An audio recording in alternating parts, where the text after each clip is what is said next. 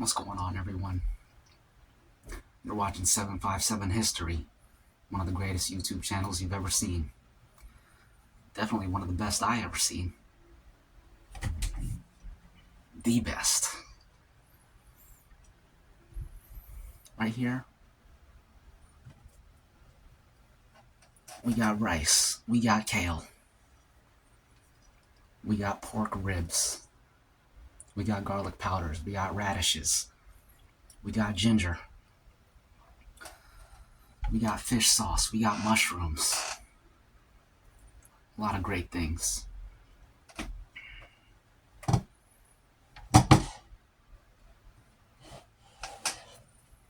We got waters. Cheers.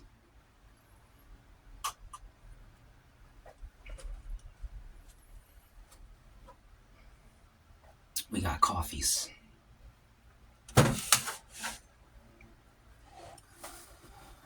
It's Thursday. Hope y'all's week is going swimmingly, as they say. I believe that's what they say sometimes. Hope it's going swell. Hope it's going superb.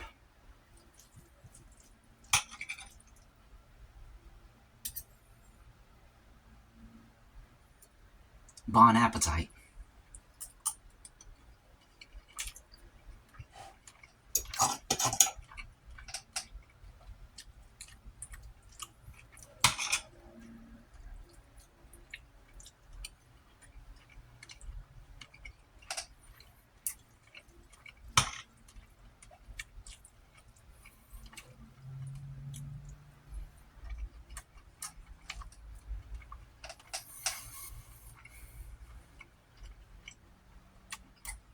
That's good.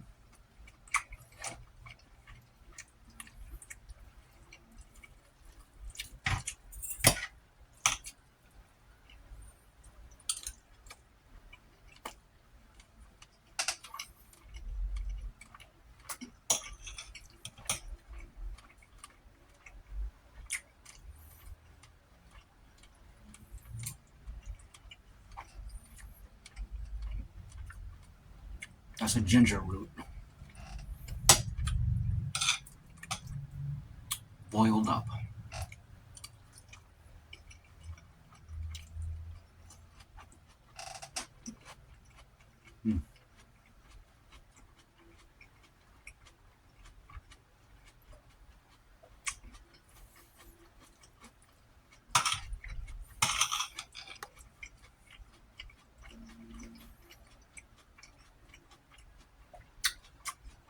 That's good.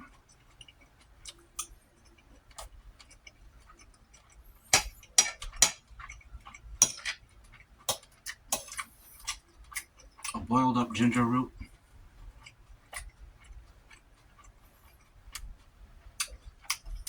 It's like a fibrous, spicy potato.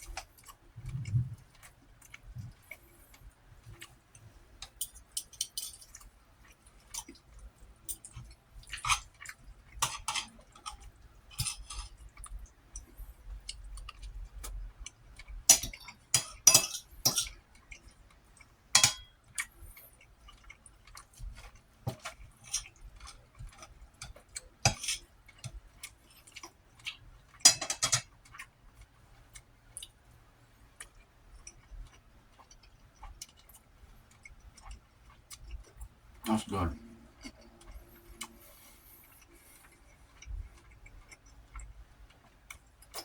So there's this old question. I don't know if it comes from philosophy or if it's just a random pop culture question. But it has to do with ethics.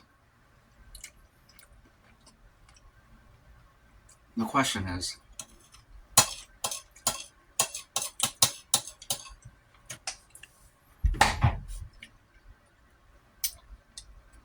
I guess there's several ways to frame it,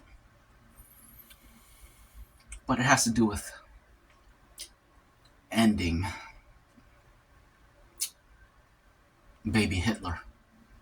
Or maybe it's just Hitler. Like I said, it depends on how you frame it.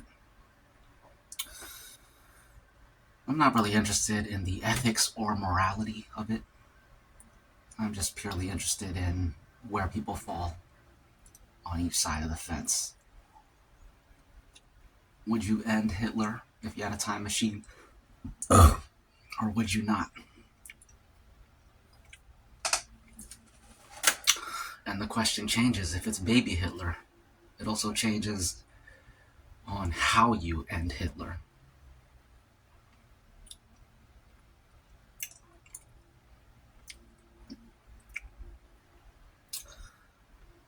Let's start with the baby Hitler question.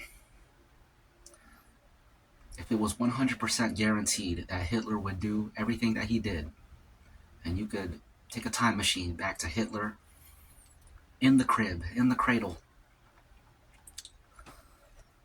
do you end baby Hitler? Remember, there's no question in this thought experiment that he does what he did. He's 100% going to end up doing all that stuff.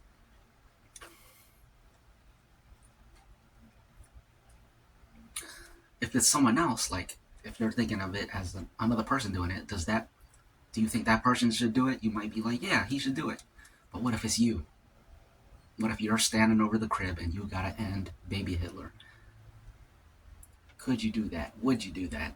For me, the answer is 100% no. I don't care if he ends up doing what he did. I cannot see myself ending a baby. Doesn't matter who it is. It could be Jeffrey Dahmer. Any of these people. Any crazy mass murderer. I just don't think I couldn't end a baby. I'm trying to avoid saying the word because we don't want this video to be taken down. Cheers. Anyways, what do y'all think? Could you do that?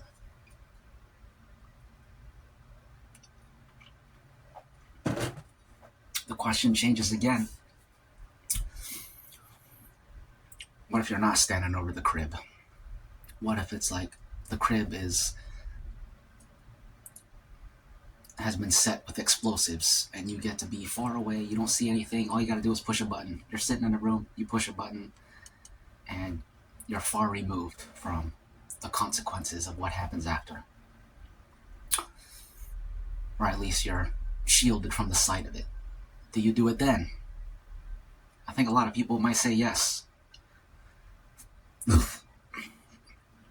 For me, I don't know.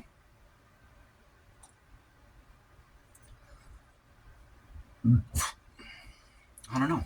That's my answer. I don't know.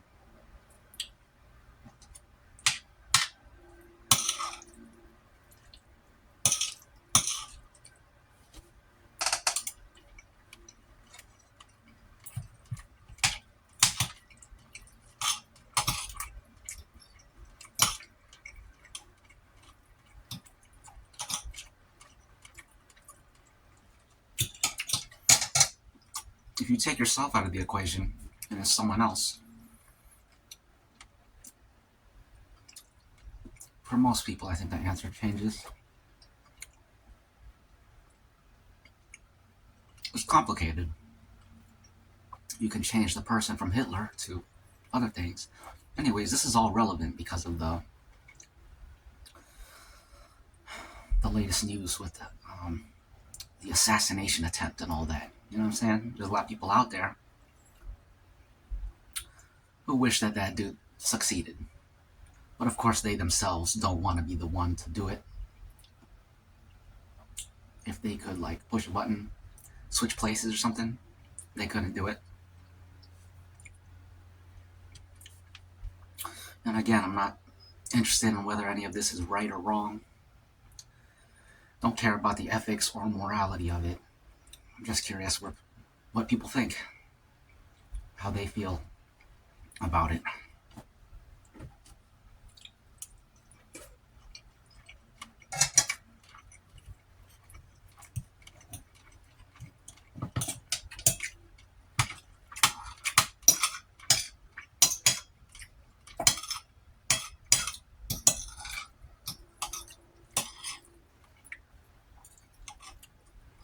But if you are interested in the ethics of it, you might ask questions like,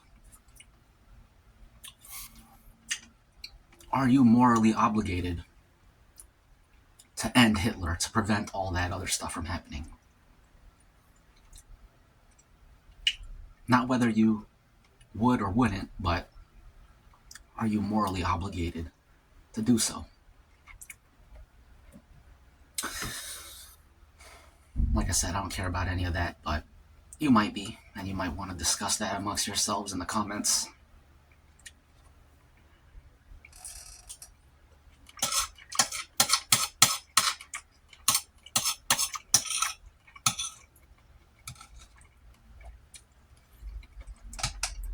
It's a tough decision.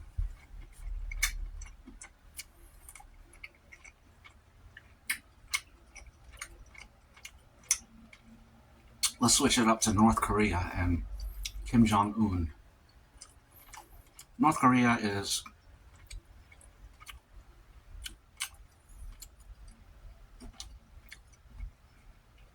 in a very bad situation, much like all the dictatorships, authoritarian states in this world.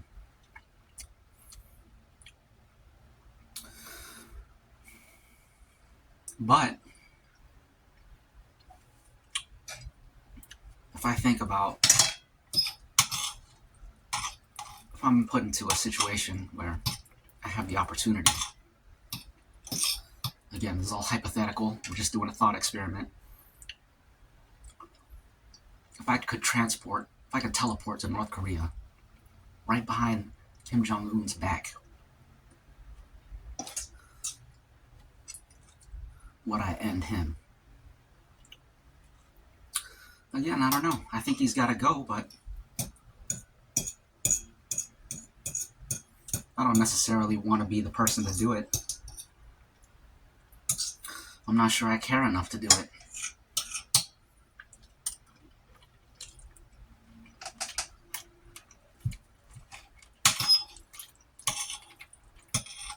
I think if you really get to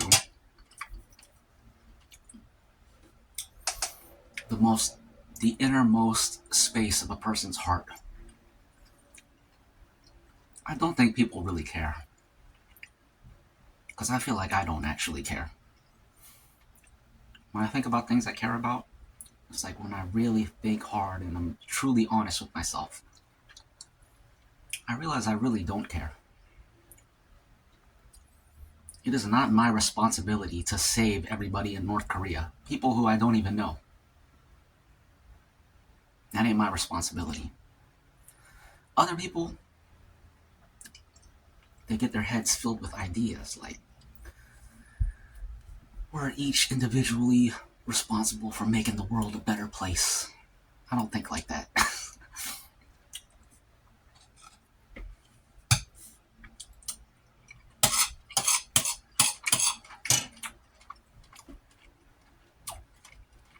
I think like that with like my immediate surroundings, but as far as the world is concerned, people on the other side of the ocean who have nothing to do with me,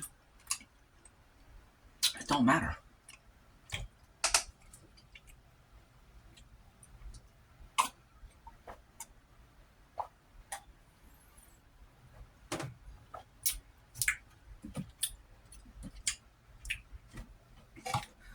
The question changes again when you attach the consequences to it. So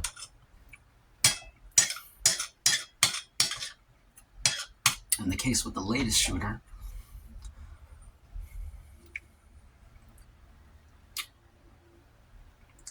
he knew whether he succeeded or not, he was going to have to deal with the consequences, and there would be consequences. So there's no way you're getting out of that situation scot-free, and he was willing to go through with it.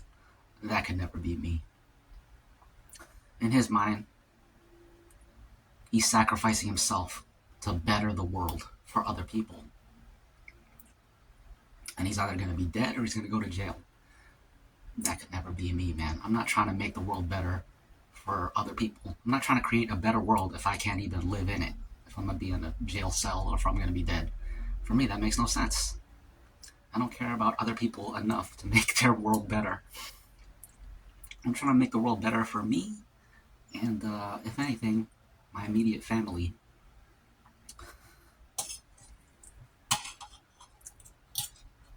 Question probably changes again if you have kids. You'd probably be willing to sacrifice yourself if your kid could live in a better world. Again, this is all assumptions. You're assuming that taking out a leadership is going to change things for the better. It doesn't really work like that, man.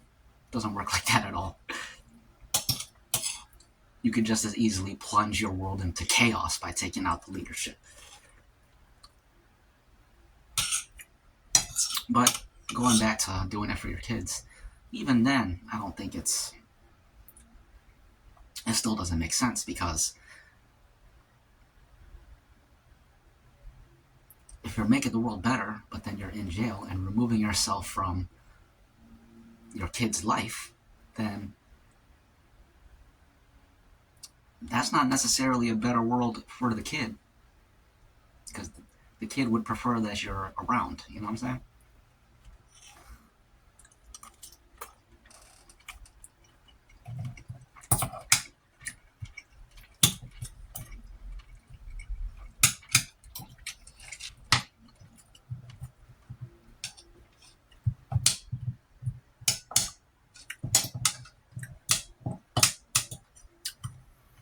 So yeah, looking at it that way, I don't think I would end Hitler under any circumstance. Hitler has nothing to do with me. I'm on the other side of the ocean.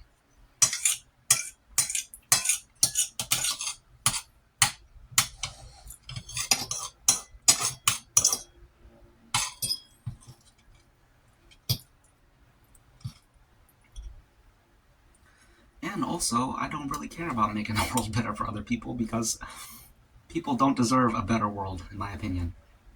Because people are all scumbags, and it's better that they suffer as much as possible for as long as possible.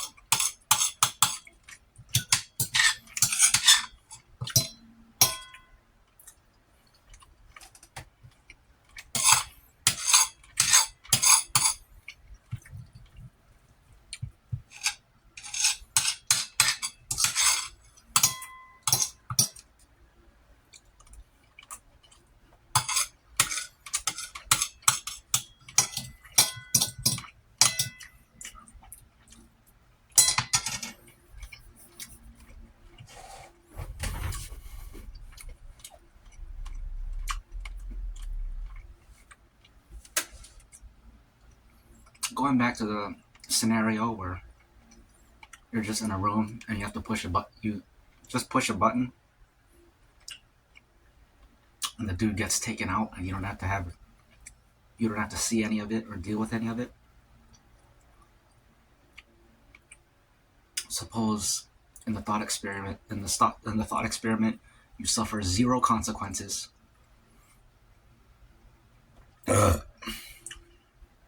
You just change the world scot-free. If that's the case, I think most people push that button.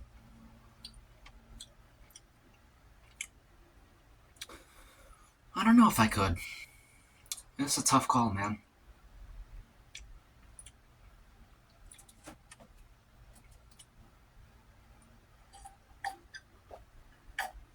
Because like I said, you don't know if that leads to a better world. You can't see the future.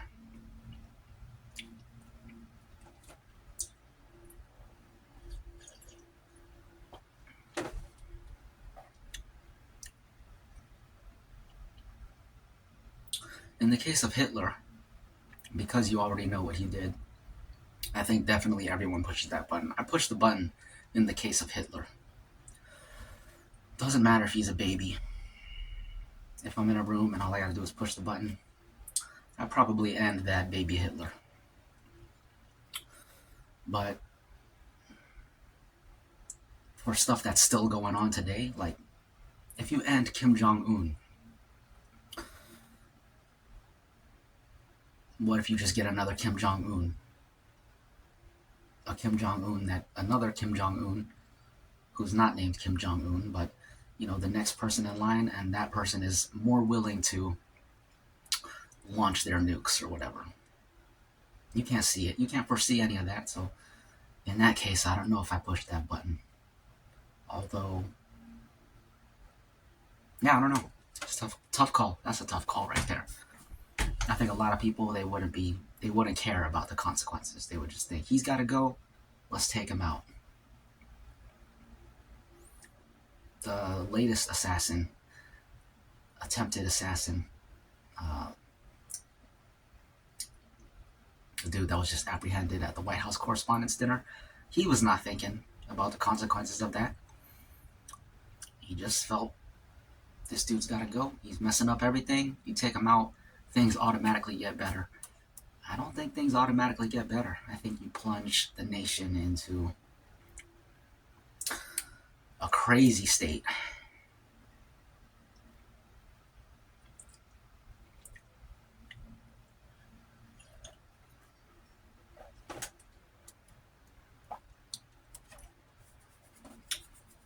But I don't know. Nobody knows. Nobody can see the future.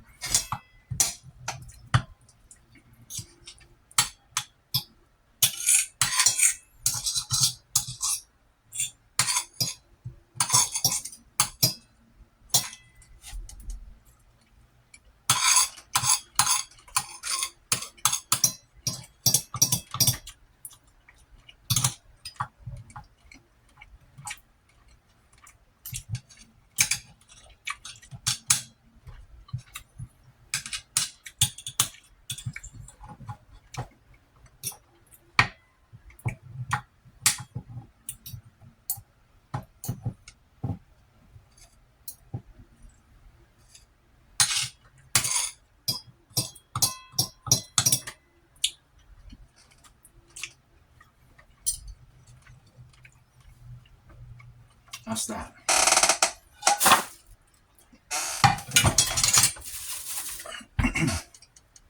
Okay.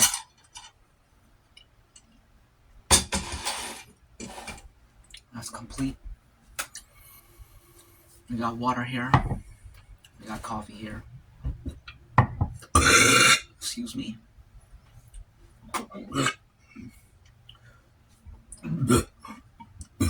Excuse me.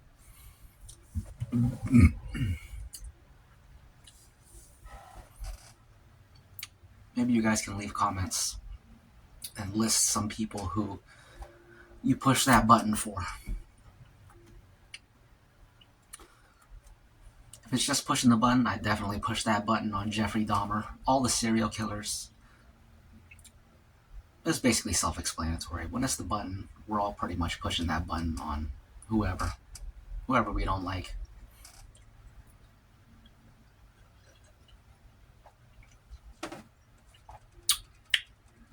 As long as we're nowhere near there, we get off scot-free.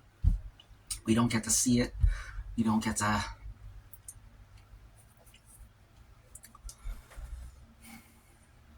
have the psychological consequences.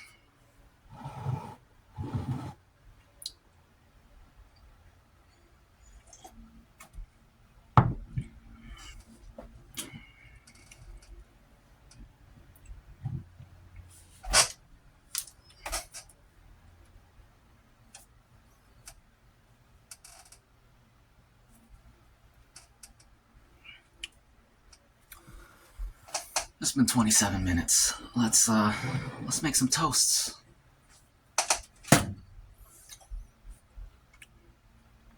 This toast is for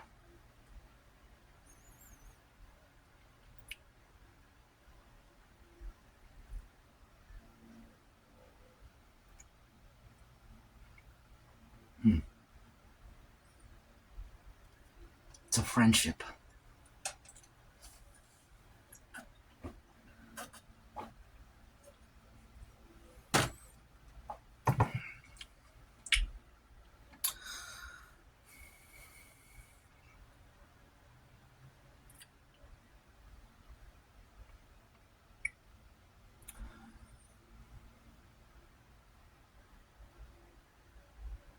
This one is for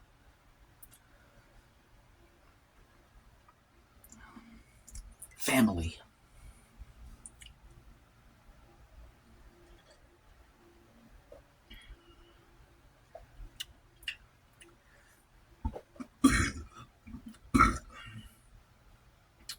These are some lame toasts. We gotta come up with some better ones.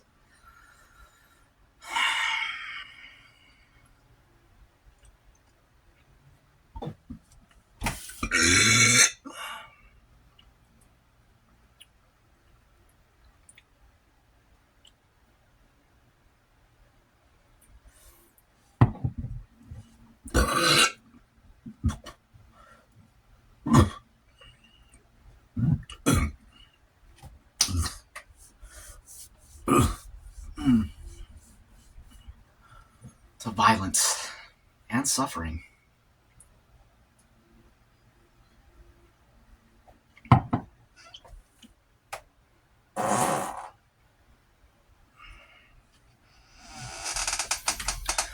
Excuse me. And to books.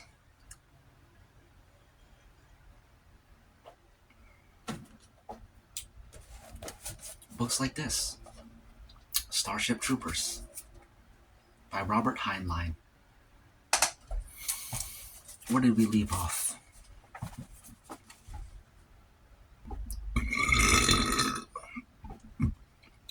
Okay. Where we left off?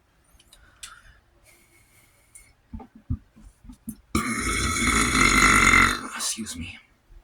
They're doing an operation.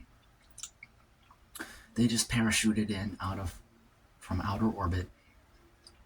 The main character is Johnny. Him and all his squad and all the other squads on this operation, they're moving in a V formation to a rendezvous point. They got jetpacks on. They're hopping over houses and stuff. And they're just doing damage. Johnny just landed amidst some aliens. Landed in the center of a group of aliens, and he's got a hand flamethrower. He just flamed all of them and bounced out of there with his jetpack.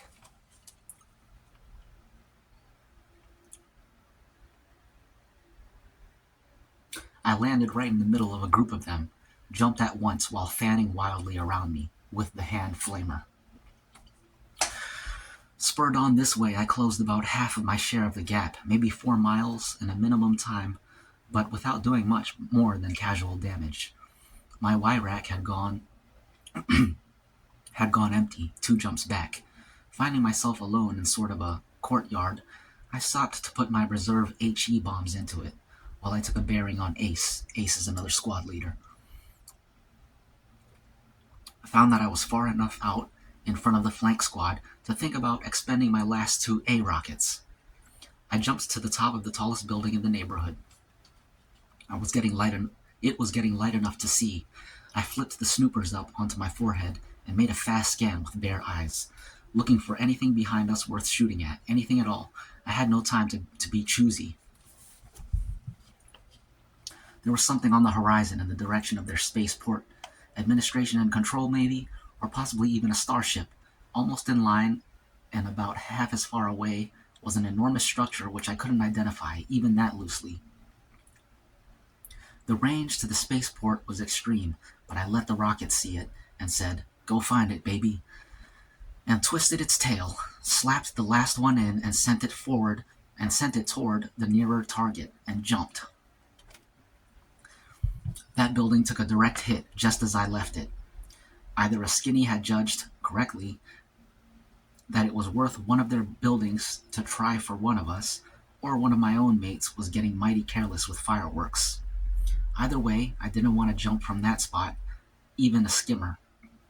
I decided to go through the next couple buildings instead of over. So I grabbed the heavy flamer off my back as I hit and flipped the snoopers down over my eyes, tackled a wall in front of me with a knife beam at full power. A section of wall fell away and I charged in, and backed out even faster. I didn't know what it was I had cracked open. A congregation in church, a skinny flophouse, maybe even in their defense headquarters. All I knew was that it was a very big room filled with more skinnies than I wanted to see in my whole life. Probably not a church, for somebody took a shot at me as I popped back out. Just a slug that bounced off my armor, but made my ears ring and staggered me without hurting me. But it reminded me that I wasn't supposed to leave without giving them a souvenir of my visit. I grabbed the first thing on my belt and lobbed it in, and heard it start to squawk. Excuse me. Excuse me. As they keep telling you in basic, doing something constructive at once is better than figuring out the best thing to do hours later. Interesting. I kind of like that. By sheer chance, I had done the right thing. This was a special bomb, one each issued to us for this mission, with instructions to use them if we found ways to make them effective. The squawking I heard as I threw it was the bomb shouting in skinny talk. Free translation. I'm a 32-second bomb. I'm a 32-second bomb. 29, 28, 27. That's cool. Imagine you throw a grenade and it talks like that.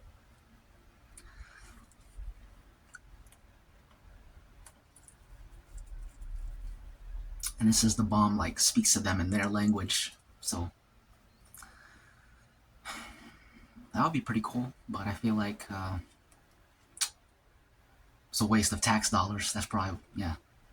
Because then you got to add extra electronics to the grenade, and it's ultimately unnecessary. They're going to be dead anyways. Why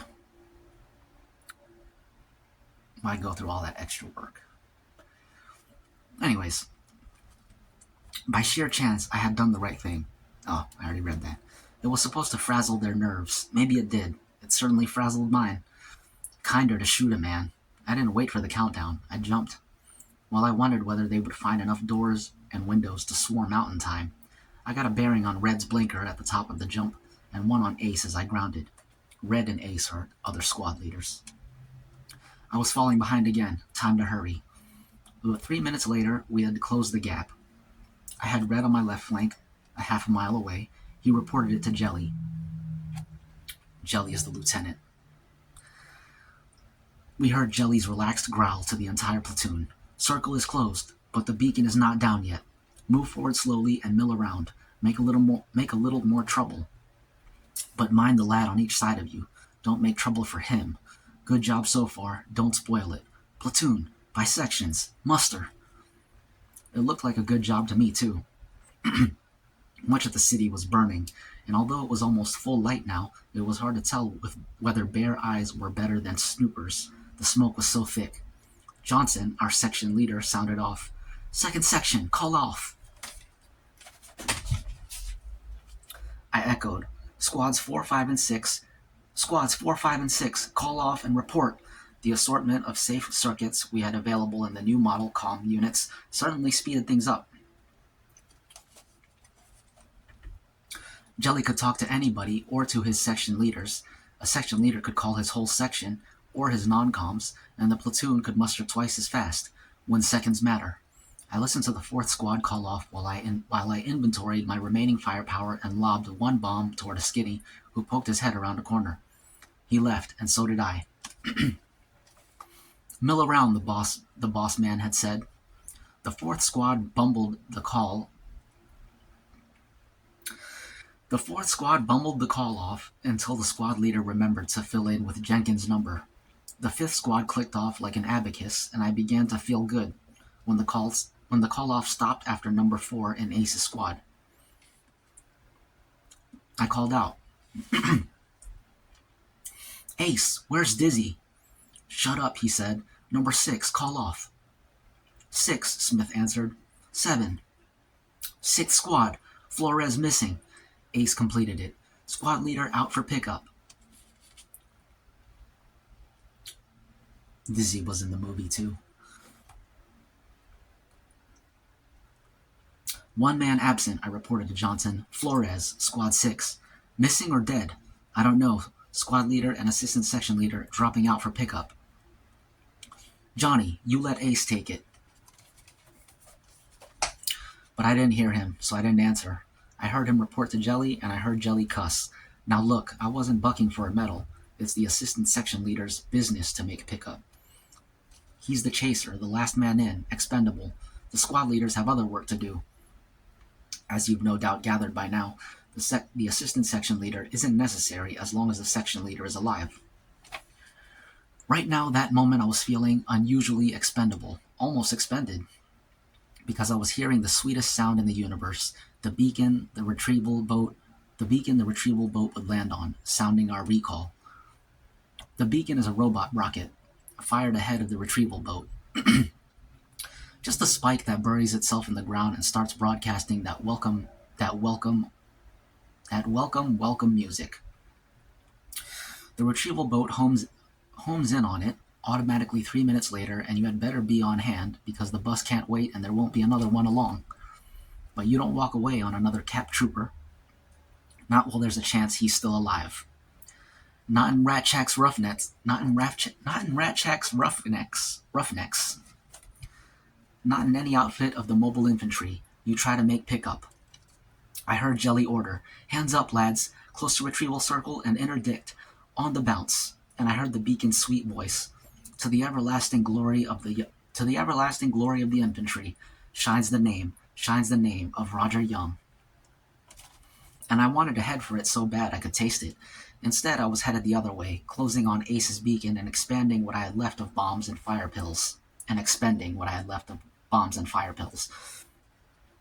anything else that would weigh me down. "Ace, you got his beacon?" "Yes, go back. Useless." "I've got you by eye now. Where is he?" "Right ahead of me, maybe quarter mile." "Scram. He's my man." I didn't answer. I simply cut left oblique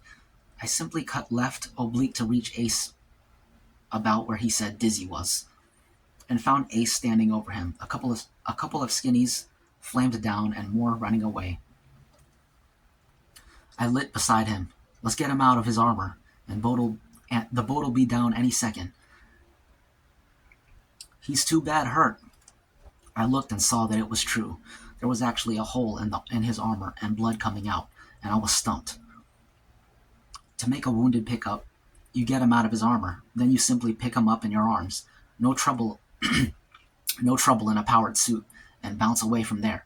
A bare man weighs less than the ammo and stuff you've expended. "What do we do?" "We carry him," Ace said grimly. Grab a hold the left side of his belt." He grabbed the right side. We manhandled Flores to his feet. "Lock on. Now, by the numbers. Stand by to jump. 1, 2. We jumped. Not far, not well. One man alone couldn't have gotten him off the ground. An armored suit is too heavy, but split it between two men and it can be done. We jumped, and again, with Ace calling it, and both of us steadying and catching Dizzy on each grounding. His gyros seemed to be out. We heard the beacon cut off as the retrieval boat landed on it. I saw it land, and it was too far away. We heard the acting platoon sergeant call out, "In succession, prepare to embark," and Jelly called out, "Belay that order." Excuse me. We broke at last into the open and saw the boat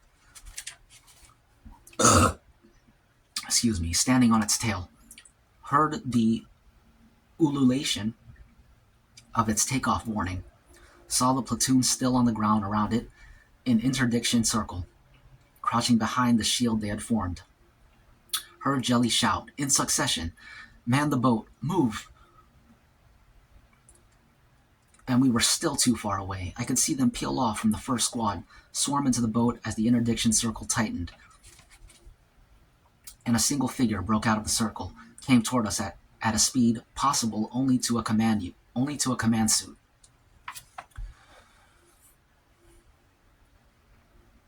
Jelly caught us while we were in the air, grabbed Flores by his Y-rack, and helped us lift.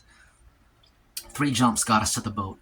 Everybody else was inside, but the door was still open. We got him in and closed it, while the boat pilot screamed that we had made her miss rendezvous, and now we had all bought it. Jelly paid no attention to her. We laid Flores down and lay down beside him. As the blast hit us, Jelly was saying to himself, "All present, Lieutenant. 3 men hurt, but all present." I'll say this for Captain Deladrier. They don't make any better pilots. A rendezvous boat to ship in orbit. A rendezvous boat to ship in orbit is precisely calculated. I don't know how, but it is, and you don't change it. You can't. Only she did. She saw in her scope that the boat had failed to blast on time. She braked back, picked up speed again, and matched and took us in. Just by eye and touch, no time to compute it. If the Almighty ever needs an assistant to keep the stars in their courses, I know where he can look. Flores died on the way up. Dang. Felt myself almost get goosebumps there. So Dizzy Flores is a man in the book. In the movie, it's a woman. The movie changed a lot of things, no doubt, for a tighter screenplay.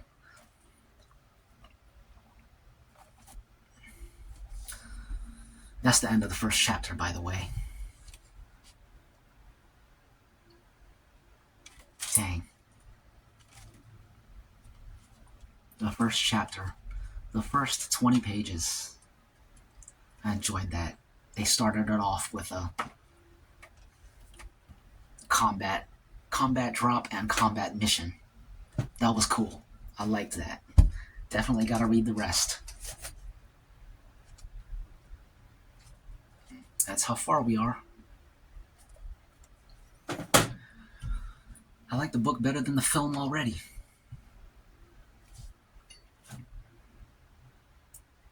I got 1 sip left. This sip is for Robert Heinlein, a great author, a great novelist, a great writer of sci-fi. Cheers.